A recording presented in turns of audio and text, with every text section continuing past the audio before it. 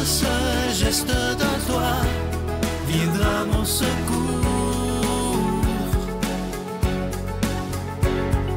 Viens semer dans mon âme le grain de l'amour. Je traverse un désert et je meurs de soif. Montre-moi le mystère qui garde la foi. Bonjour, bienvenue à votre émission La Victoire de l'amour en ce mercredi 7 février. J'espère que vous allez bien. On poursuit en ce mois de février, le mois de l'amour, le mois de la Saint-Valentin. On poursuit notre réflexion sur l'amour. La semaine dernière, je vous parlais de l'amour envers soi-même parce que c'est la base. Quand on est patient et tendre envers soi-même, surtout dans nos moments de faiblesse, bien, on peut à ce moment-là être patient et tendre avec les autres dans leurs moments de faiblesse. Bon, donc s'aimer soi-même, c'est la base et pour y arriver, il faut laisser Dieu nous aimer. Parce que de nous-mêmes, on a plus envie de se culpabiliser qu'autre chose souvent, hein, n'est-ce pas? L'amour dans nos relations interpersonnelles. Bon, là, ici, on parle d'amour évangélique, là. On parle de l'amour qui pardonne, de l'amour qui est patient, de l'amour qui est humble, de l'amour qui va au-delà de ce qui est facile, de ce qui va tout seul, hein? Un amour déterminé, un amour choisi. Je vous partage les principaux moyens que moi, j'ai cultivés au fil des ans et qui ont changé ma vie, qui ont changé mes relations. D'abord, choisir d'aimer. Choisir de ne plus entretenir volontairement de haine, de rancune. J'ai choisi d'aimer. Choisi, bien sûr qu'il y a des défis parfois. Je les relève, j'en parle avec le bon Dieu, j'en parle avec des proches qui peuvent m'aider réellement parce que, attention, l'amour dans les relations, ça commence, oui, par une décision, ça commence dans les pensées, mais ensuite, ça se poursuit dans les paroles. Et un autre moyen que j'ai trouvé, moi, c'est de faire attention pour ne parler qu'en bien des autres, de faire les 3 passoires de Socrate. Les 3 passoires de Socrate, est-ce que c'est vrai ce que j'ai à dire? Imaginez, c'est la base. Est-ce que c'est vrai ce que j'ai à dire sur l'autre? Est-ce que j'ai vérifié? Deuxièmement, est-ce qu'il y a de la bonté dedans? Est-ce que c'est bienveillant? Est-ce que c'est évangélique? Là, c'est ça. Là. Est-ce que c'est vrai? Est-ce que c'est plein de bonté, de bienveillance? Et est-ce que c'est nécessaire de parler de quelqu'un quand il n'est pas là? Des fois, c'est nécessaire pour être constructif, mais parfois, c'est juste pas nécessaire. Donc, si ce que j'ai à dire ne passe pas dans les 3 passoires, c'est aussi bien de me taire. Donc, ça, c'est une des techniques, un des moyens que j'utilise, moi, pour m'assurer de demeurer dans l'amour. En terminant cette chronique sur l'amour, je tiens à vous raconter l'anecdote qui est arrivée à Saint Philippe Néri, un Italien, un prêtre qui est devenu saint parce que vraiment, il a fait des grands miracles. Et lui, un jour, une de ses paroissiennes est venue se confesser d'avoir parlé en mal, hein, la médisance, d'avoir dit du mal. Et elle s'en repentait, mais elle trouvait ça drôle en même temps. Il lui a donné une pénitence très sévère. Prenez une poule et plumez-la en marchant à travers la ville. Ensuite, revenez me voir demain. Elle a fait sa pénitence, le lendemain, elle revient le voir et lui dit « Maintenant, votre pénitence n'est pas terminée, allez me ramasser toutes les plumes que vous avez envoyées à tout vent comme ça. » Mais elle dit « Je ne peux pas. » Ainsi en va de nos médisances. On ne peut pas les récupérer. Faisons attention. Faisons d'abord passer ce qu'on a à dire par les filtres de la bonté et de l'amour.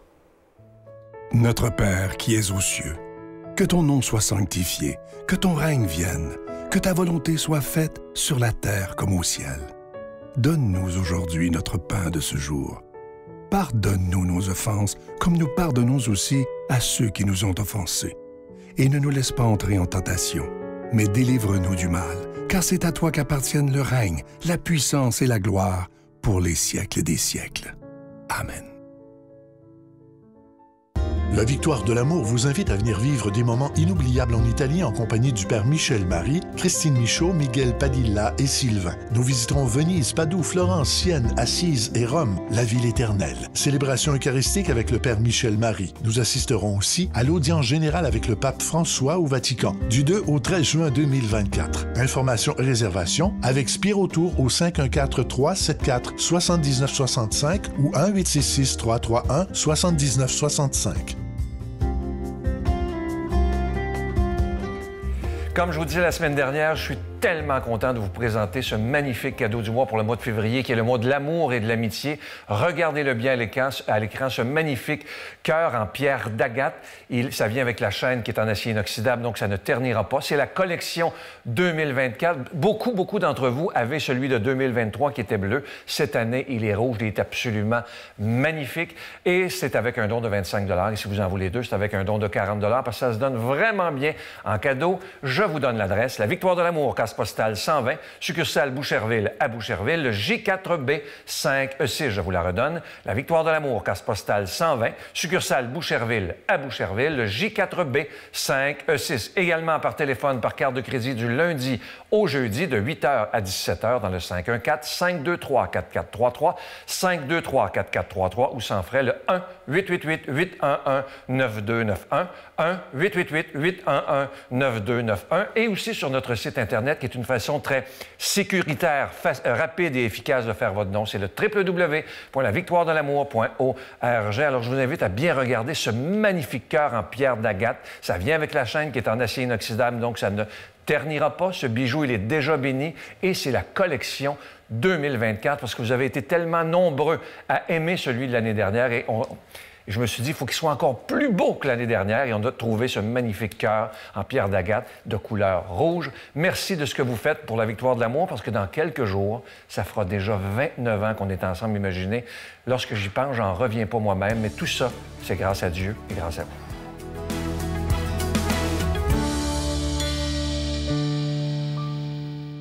Mon Dieu, donnez-moi la sérénité d'accepter les choses que je ne peux changer, le courage de changer les choses que je peux et la sagesse d'en connaître la différence. Amen. On rejoint maintenant Luc Faneuf qui va nous commenter l'Évangile d'aujourd'hui.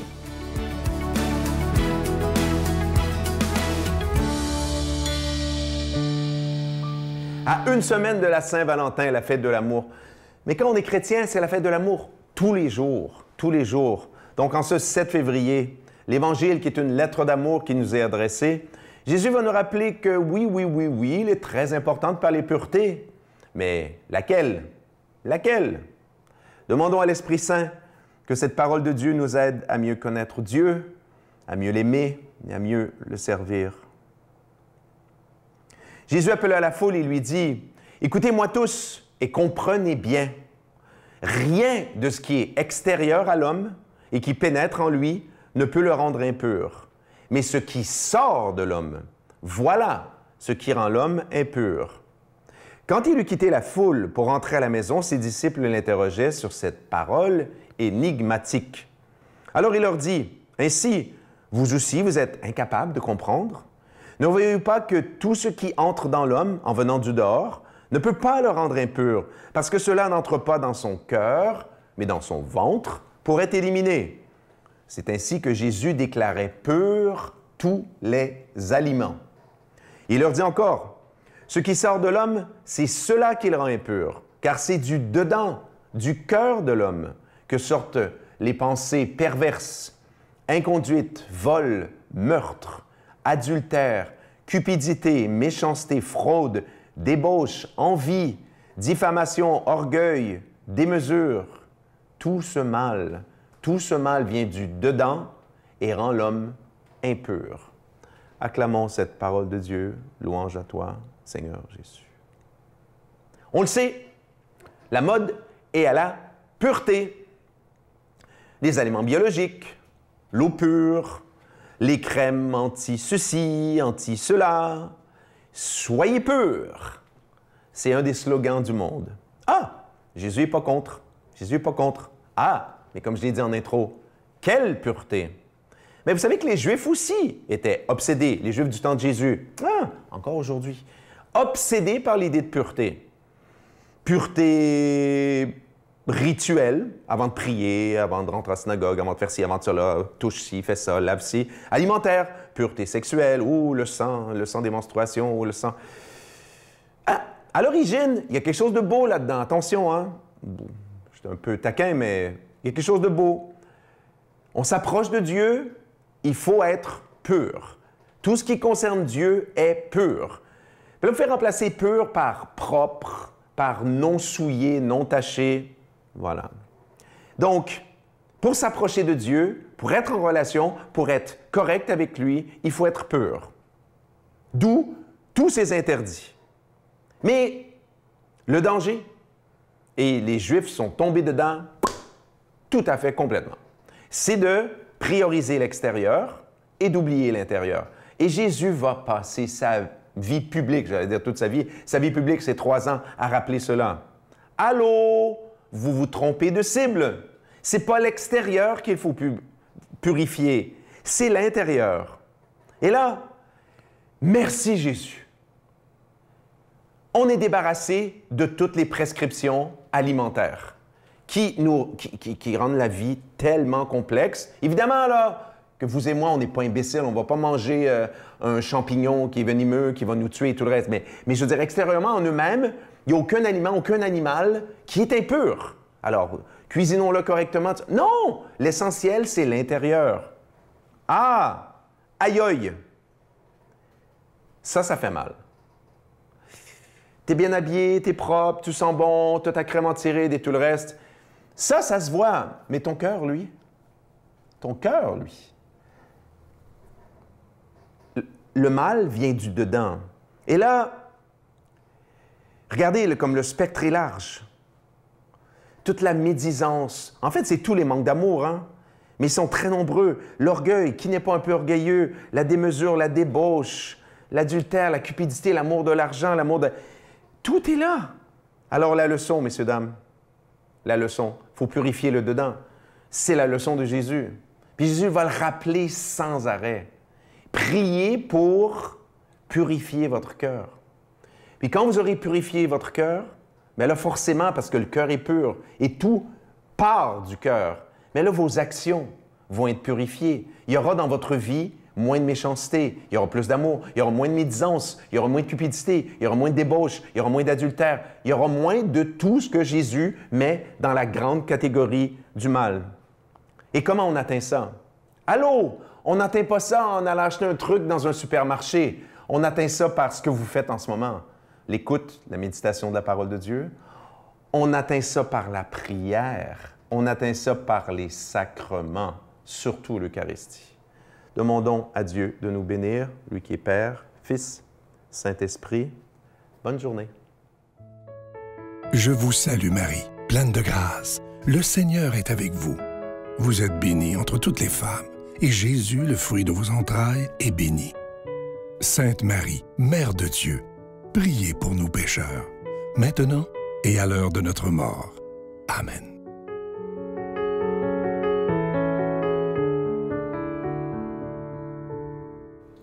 En ce mois de février, la Victoire de l'amour vous offre en cadeau du mois, en échange de vos dons, le Cœur de la paix en pierre d'agate rouge, collection 2024. Ça vient avec la chaîne en acier inoxydable qui ne ternira pas. C'est déjà béni. Prions pour notre monde. Merci de soutenir la mission de la Victoire de l'amour qui est de porter justement dans nos cœurs la paix et pourquoi pas aussi de porter le cœur de la paix, édition 2024. Merci pour votre soutien, pour votre prière. Merci d'être là fidèlement. Bonne journée. On a beaucoup de respect l'un envers l'autre. Et moi, mon objectif, c'est de prendre soin de lui, puis lui, c'est de prendre soin de moi. Un amour comme le nôtre, il n'en existe pas deux. Ce n'est pas celui des autres, c'est quelque chose de mieux.